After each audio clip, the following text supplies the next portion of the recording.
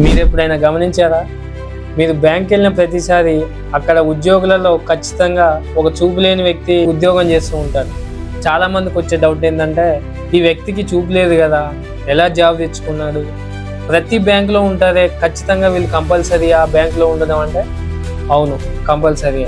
మన దేశంలో దివ్యాంగుల చట్టం 2016 RPWD యాక్ట్ ప్రకారం ప్రభుత్వం ఇచ్చే ఉద్యోగాలలో 4% రిజర్వేషన్ అనేది ఖచ్చితంగా దివ్యాంగులకు ఇవ్వాలి.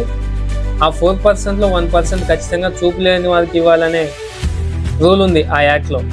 అయితే ఈ యాక్ట్ రావడం కోసం శ్రీ లాల్ అద్వానీ గారు దాదాపు 5 శతాబ్దాల పాటు పోరాటం చేశారు.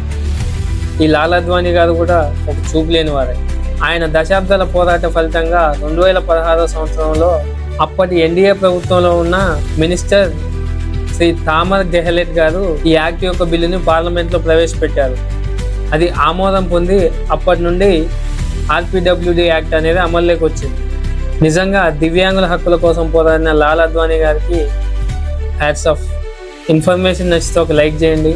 ఇలాంటి తెలవని విషయాలు ఇంకా తెలుసుకోవాలనుకుంటే మన ఛానల్ ఇప్పుడే ఫాలో చేయండి.